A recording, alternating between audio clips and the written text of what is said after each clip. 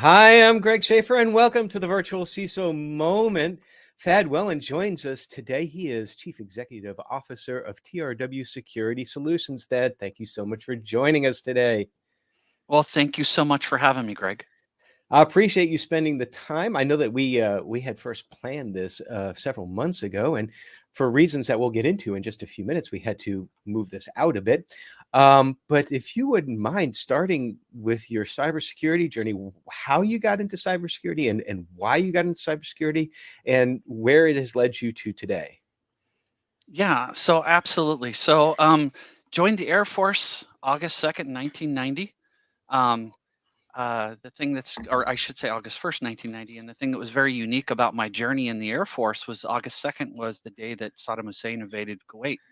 So I my have to second stop you. day, I have to stop you right there because that second yeah, day I was in the Air Force as well too, and I was on a trip. I was in the reserves, and I was on the beach at Fort Walton Beach in okay, Florida, and I because saw it. we were at Eglin. I don't know if you've ever been to Eglin Air Force Base.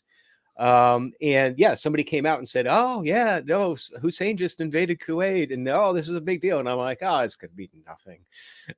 I was wrong. And then we got Yeah, shipped very over wrong. there. We were there for 7 months. So, so thank you for your service and awesome timing, by the way. Did you serve in Desert Storm?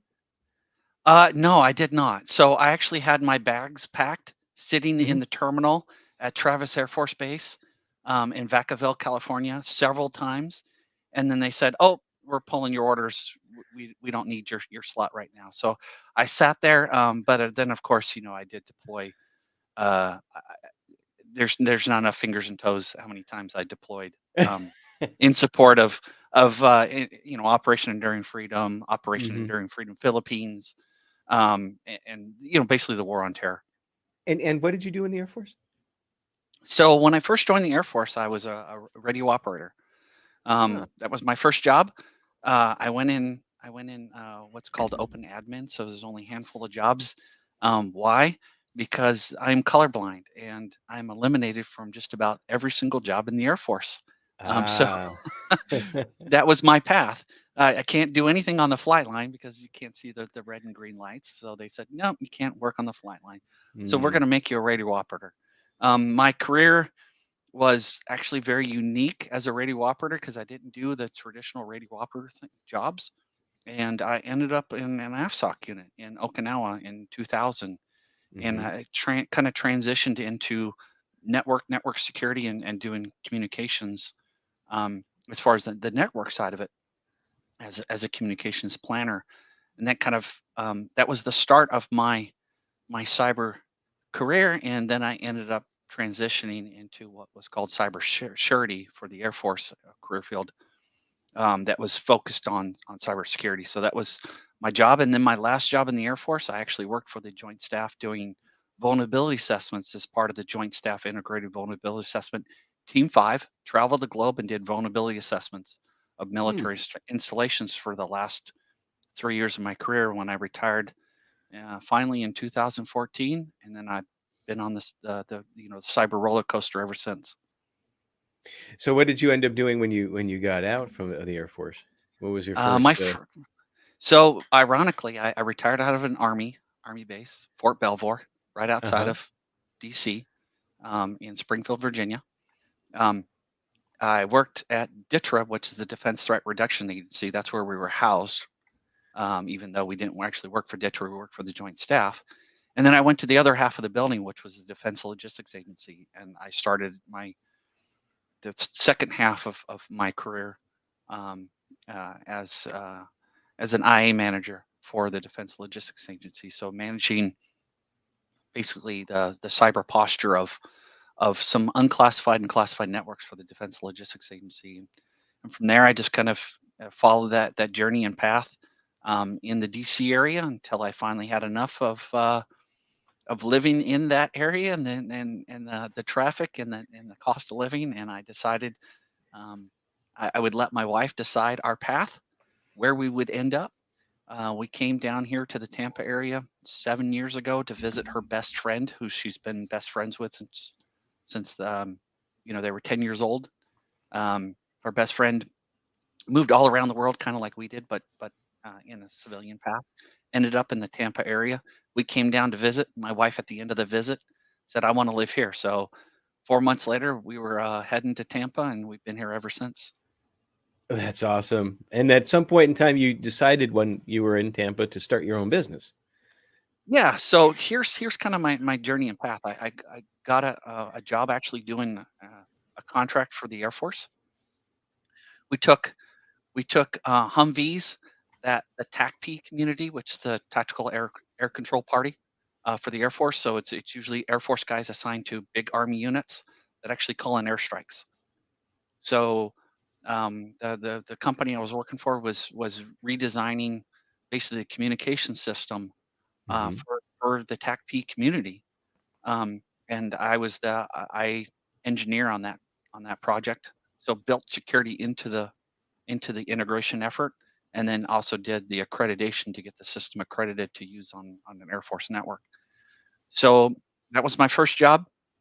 I went from there, finish up that project, and then I worked for another defense contractor where I was basically managing their classified networks. I did that for about 3 years, and I decided, towards the end of that, I wanted to kind of do my own thing. So I was actually on the path to start my own company 4 years ago, actually almost 5 years ago now. But another small consulting firm picked me up and said, "Hey, look, we want to bring you on. We want you to lead our CMMC line of business for us." So I did that for about a year and a half for a small consulting company. I realized it was not the best fit for me, just basically on my lifestyle, because me and my wife had a life altering event just over 2 years ago when we were both in a very, very serious motorcycle accident. Mhm. Uh, so I decided that I wanted to go away from the hectic, stressful life of leading a line of business for a small consulting company, and I actually went to work for Dell for a year and a half. Uh, Mhm. Towards the end of my career with Dell, I decided, the best thing for me is to go back to my roots, which was, helping small and medium-sized defense contractors with CMMC. So I actually was doing CMMC for Dell. I did that for a year and a half, and then last October I decided, I'm going to walk away from a job where I get paid every week, and I'm going to just do my own thing. Since then, I've been a full-time consultant working for my own company. I'm the CEO of my company, so I have my own basic clients, but I'm also a fractional CIO for Carry Solutions, an authorized C3PO, and I'm a fractional CISO for another consulting company, Shijoki Consulting. The bottom line is, I've realized that I can stay very, very busy doing my own thing, and then I get to directly impact my clients, because I come in as a consultant. I show them a new way of thinking, a new way of approaching things, and then I can absolutely impact organizations at a level that I couldn't do working as an employee for a large company like Dell. Well, I know one of the most significant risks to small and mid-sized businesses that are working as federal defense contractors is trying to meet CMMC. And when we come right back after a quick break, I want to start walking down that path about your CMMC journey. vCISO Services is a small, specialized, veteran-owned information security firm with a calling, founded on Christian values and focused on the needs of small and mid-sized businesses. Our passion is to help small and mid-sized businesses gain a fighting chance in an increasingly hostile cybersecurity threat environment by providing executive part-time virtual CISO services, information security risk management services, and CISO advisory services. Check them out at vcisoservices.com. So I mentioned at the top of the podcast that we had scheduled this in February, but had to move it back a little bit longer. And there is a CMMC related reason for that. I'm going to let you tell that story. Yeah. We actually started discussing basically the path that I went down to become an basically at the end of the journey, I'll be a certified auditor. So right now, I've passed my so I've taken the training and passed my exam to be a certified CMMC professional, which basically means I can assist on audits. Of course, as we know, CMMC audits are currently not happening. We're still working for the rulemaking process, although there is a program that leads towards the certification called the Joint Surveillance Program, Hmm. and I'm currently working with an authorized C3PO to help organizations achieve that status, and then through the rulemaking process, they should achieve a CMMC certification. But so just to start, I went back and I took training with Dell for the CCP course, and then I took a little bit of time off to make sure I was ready for the exam. So I finally did test, and I passed the CCP exam back at the end of February, and now I have the CCA course scheduled for September, and I immediately plan on taking the exam immediately afterwards. So I will start my journey as a certified auditor in the CMMC ecosystem.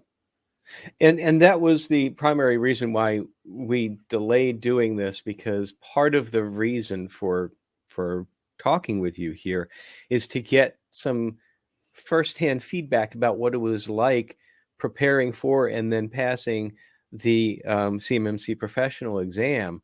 What was your experience? What are some little snippets of advice you might be able to give folks that are considering going down the same path? Yeah, so I would here's my two bits of advice. So my problem is I go into an exam going, I have to study to the nth degree to make sure that I pass. So I did it for my CSSP. When I got that back in 2010, I basically overstudied, and when I went into the exam, I was nervous, but I walked out and I passed the first time. Um, Same thing with CCP. I overstudied. So my advice is, as soon as you finish the material, take a week or two to go through the roadmap that they provide you, that kind of tells you what you should be focused your studying on. And to be honest with you, that roadmap helped me tremendously, because there are things that I didn't review prior to the roadmap, Mhm. to basically make sure that I was ready for the exam. But to be honest with you, if I could have studied another 2 months, I don't think I would have scored any higher, because there are just certain things on the exam that I was not ready for. And I say that because just the way that they have some of the questions laid out, but that's the 5%. I Mhm. will say, if you understand the material, you go through the roadmap, I would say you're not going to have any problems passing the CCP exam, because it's not memory based. It's basically application based. So as long as you can apply the material in a scenario, and then understand what the results of that scenario should be, I don't think individuals will have any issues passing the exam. I'll let you know how it goes for the CCA exam after I pass that in probably the first or second week of October, because I take the uh, I go through the course the end of September. So like I said, I plan on taking the exam almost immediately afterwards. So that sounds very similar as you were talking about your experience with the prepping and then the actual exam itself. It sounded very similar to when I took the CISSP back about 15, 16 years ago, where yeah, there were just some questions in there that were so far out of left field, and the idea of like choose the best answer. Well, I don't know, 4 of the 5 sound pretty good to me. It's Exactly. like, Yeah. but same deal. Felt like that maybe I over prepared for it. Did pass it first time around. The only difference being, of course, is that back then you didn't find out if you passed for several weeks, as opposed to finding out provisionally right afterwards.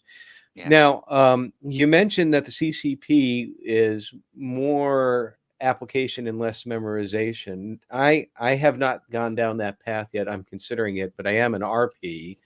And I found that the RP was exactly the opposite. It was just all about Yeah. memorizing facts. Is that a Yeah. fair statement? The very, very first statement. So I'll be honest with you, when I took when I went through the RP process, because I did it literally probably a month after RP training was available, and I found that I had to go back through the material because it was literally gotcha questions. So it was the Mm-hmm. way it was worded, and if you didn't know exactly what the structure was, then you weren't going to be able to go on to the next module, because that's the way the RP training was at least originally laid out at the very beginning. You would go through the material, do a module exam, and then go on to the next module. Yeah, no, I think that that's the same. At least when I took it, it's probably been close to a year now, but almost the exact same experience. It's like I went in after reviewing the material. It's like, okay, I kind of get this. I understand where it's going, but the minutia, the details of the questions was like, if I had a photographic memory, I would be fine. So I had to Mm-hmm. stop and go back through it again. And so the reason why I bring that up is that I'm glad to hear that the CCP is more application based, because probably you, definitely me, and probably most security folks out there, we do better when we apply knowledge as opposed to Yeah. just trying to regurgitate, Cliff Clavin facts or something. So, Yeah. Yeah. Exactly. um, well, okay. Now, as a CMMC professional, I guess that would be CCP, certified CMMC professional. That's like, I hate it when they put acronyms within acronyms. It's like you almost got to put brackets around it. It's like it's embedded. What do they call that? Nested, nested Yeah. acronyms. Well, Um, well, we're ha- used to it, being in the military, because they do that all the time, right? Military is all full of acronyms. It's I think just like security, it's like you have to invent acronyms when you have. And I know in the Air Force, that was an introduction to a same acronym with a different meaning. So everybody knows ATM is automated teller machine. Now, some people in networking remember ATM as being asynchronous transfer mode, which was a Yep. form of wide area networking couple of decades ago. And in the Air Force, where I was a C-130 crew chief, that's air turbine motor. So you almost Mm. have like acronym overload there. Anyway, I digress, like I usually do. Where I was getting with all this is how valuable is a CCP to a federal contractor in achieving and maintaining and then being able to pass the audit when it comes around. So if you look at the cyber AB and the way they've kind of structured things, they said, oh, if you're going to be on the consulting side, you should be an RP or an RPA, which is basically a, a next level up from RP training. And Mm-hmm. then they say if you're going to be an auditor, you should be a CCP or CCA. I gotta say that I slightly disagree with the thought process, because if you're only focused on the training that was provided in RP and RPA, and you don't understand what it'll take from an auditor's perspective to be able to pass an assessment. Mm-hmm. So I would say it's very valuable for organizations to at least attend the CCP training, because it's literally 40 hours of material versus 8 or 12 hours for the RPA piece. So it's 40 hours of material, and then you actually get the perspective of what it takes to pass an audit versus consulting on making sure an organization is kind of ready. So I think there's extreme value for organizations to go through, like I said, at least the CCP training, Mm-hmm. even if they don't decide to take the exam and get the certification. I think that's a very good point, because how can you effectively help an organization um, prepare for an audit? I mean, you can in various modes, but certainly by having firsthand knowledge of the auditor's perspective, that goes a long way. I mean, Yeah, same thing with like SOC 2 or ISO. You don't necessarily have to become an auditor in those areas, but the additional training about trying to understand what the auditor is looking for always helps out. exactly. So from the business standpoint, the contractor standpoint, you've obviously been helping small and mid-sized businesses doing this for some time now. What's What's like one of the biggest challenges that you see like common among folks that are starting out on the journey, something that they're missing? What's one of the biggest challenges there? So I think for every organization that I've either helped or assessed or helped get ready, there's one commonality between all of them, and I gotta say it's a challenge in itself, just because the way that the control is required to be implemented, and that goes to SCL2 31311, which is the FIPS validated control. If you look at what the DIBCAC released on what they've been doing for NIST 800-171 assessments, they actually put out a list of the top 10 most failed controls. And number one for them is the same one, the FIPS validated piece. So it's the same thing that I'm finding. And I say it's a challenge because of basically the way the program is designed, and then what it takes to implement. So for small organizations, it's usually not that hard. So let's just say you have an environment and you're in Microsoft 365. You make sure the endpoint is in FIPS mode. You make sure that that you have the access to the valid certs and everything else. But when you start getting into those medium and larger size organizations where they actually have to implement this on their firewall, Mm, and now they have to turn on their firewall. First off, they have to make sure it's FIPS validated cert. The cert is actually still valid, because the cert is only good for 5 years. hmm And then technically, the cert is not valid as soon as you patch it, because the certification was for a certain rollout. Now the Right. DoD has said, okay, we're going to accept the fact that things are going to get patched. Obviously, you can't go through the process every other week, every time you patch or put updates to the system. As long as you don't change the way the crypto modules operate, then we'll accept the fact that even though it's patched, it's technically out of FIPS validation mode, or I should say not validation mode, but it's not the version of the iOS or firmware that you have on that firewall. Will accept the fact that it's out of date, because it's more important to patch, make sure your systems are up to date.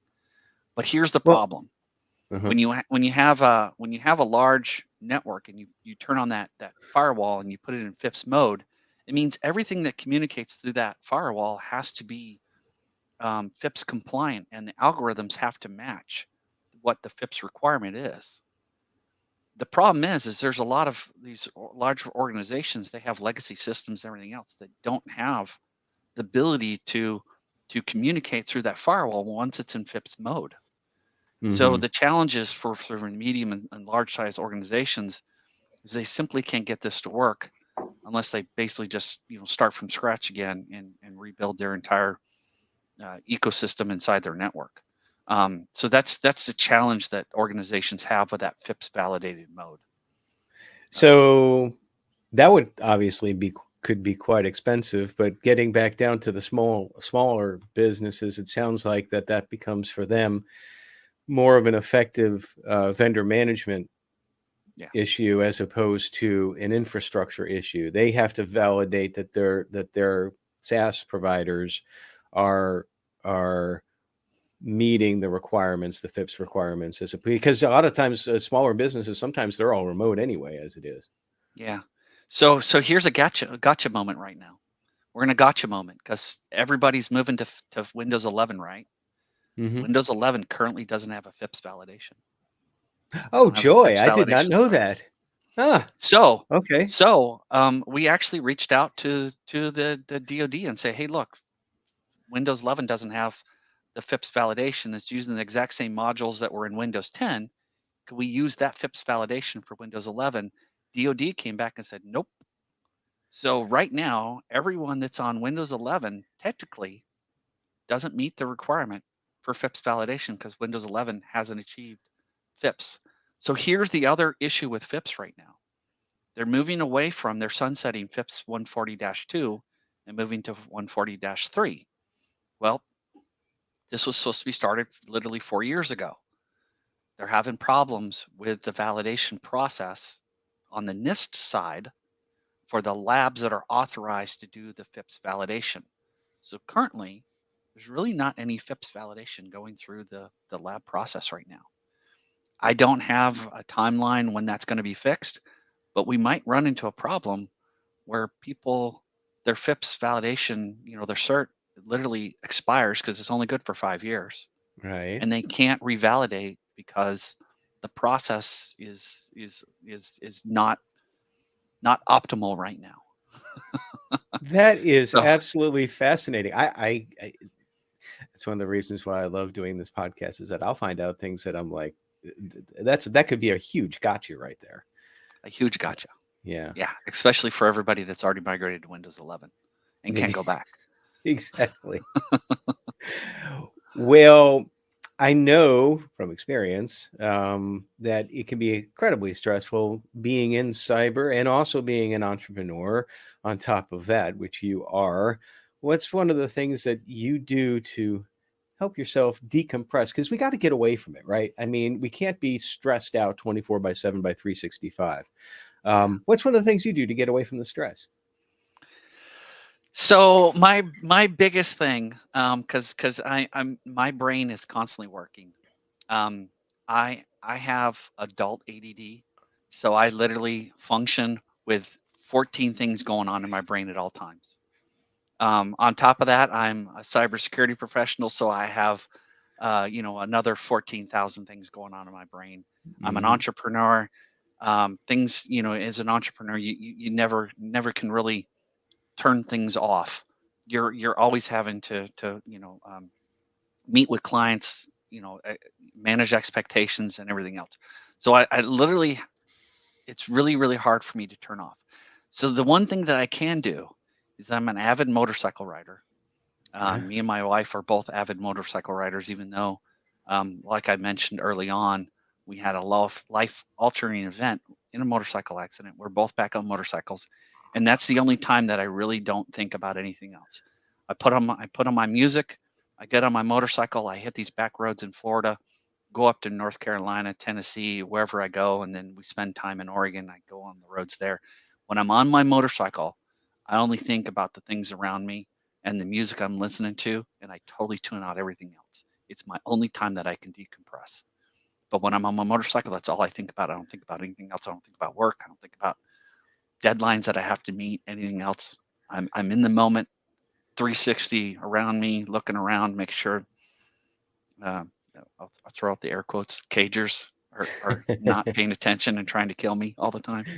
Um, So I 100% focus on the road, on hitting some curvy roads.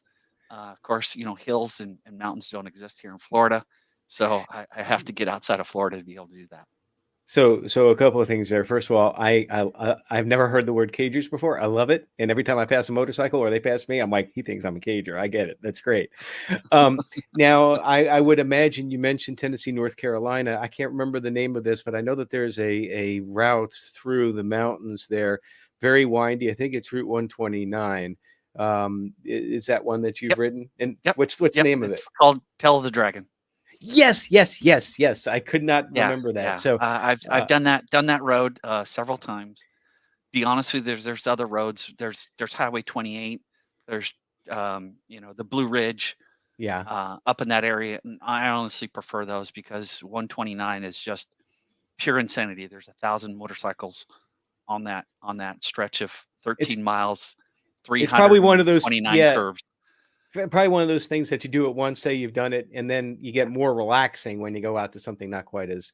I mean, if you're trying to get away from the stress, you don't want to input more stress on. So, well, future plans outside of the and I can't remember the CCP. What's the next exam that you're preparing for again? You're going to CCA, take in October. CCA. Certified Okay, CMMC Auditor. and then you can actually do the audits at that point in time. Mhm. What other future plans that you might want to talk about?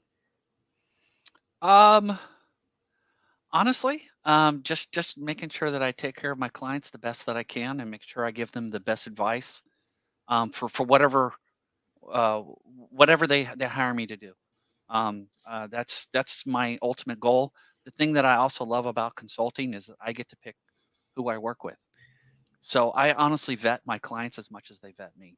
Oh, If yes. it's not a good fit for me, then I let them know that this is not a good fit. It's not something that I think that I can fully um, prepare them for whatever tasks they're trying to ask me to do. So I kind of let them know that I can refer you to other folks that I trust in the community, or I can suggest that you're going to have to find somebody else. But that's what the most important thing for me is to make sure that I do exactly what the client is looking for and I exceed their expectations. The Yeah. thing that's also worked for me is I don't advertise. Hmm. I do not advertise. I post on LinkedIn. I'm active in a couple communities, but all my work is through word of mouth. And I just got to say, I think it's a testament for the way that I've been able to take care of my clients because they refer me to other folks that are looking for help. That's So awesome. it's worked for me And so far, and I think that's what I want to do. and I think that those who are considering stepping down the consulting path, because I've talked about this before, I've got a video out on the YouTube. It's about an hour and 40 minutes long, an extended presentation that I did on becoming a cybersecurity consultant. I think that's one of the things I touch on is that it's so important to be able to walk away and say, no, this isn't the right fit, not only Mhm. for them, but for you. Because, but then again, when you first start out consulting, it's like you almost feel like that you have to grab every opportunity that comes. And that's not the right way to do it. Eventually, No. if you're proficient at what you do and you have the client's best interest in mind, you'll be fine. You'll make it. Hmm. It'll work. So, Yep. well, Thad, thank you so much. This has been a great conversation. I could talk longer. We've actually gone longer than I thought we would, and I've got so many questions. Might actually have to invite you back after you pass the CCA and talk a little bit more about that process, and also when we're at with CMMC there. But I really appreciate your time today. Oh, well, thank you so much, Greg, for having me on. This has been a great use of my time. I love being able to help out the community. If anybody has any questions on starting their journey down the consulting path, you know, feel free to release my contact information. I would love to have conversations to help out other folks that are thinking about doing the same thing. Absolutely, and everybody, stay secure.